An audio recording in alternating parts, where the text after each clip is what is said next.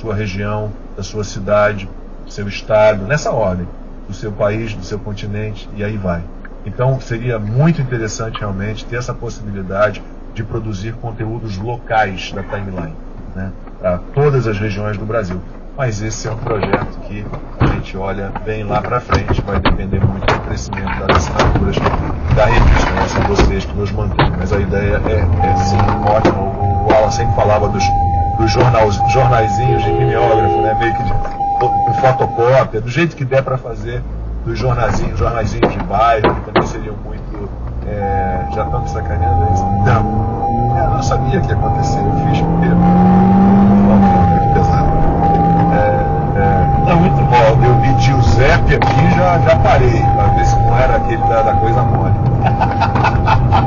Mas é o teatro Giuseppe. Breve.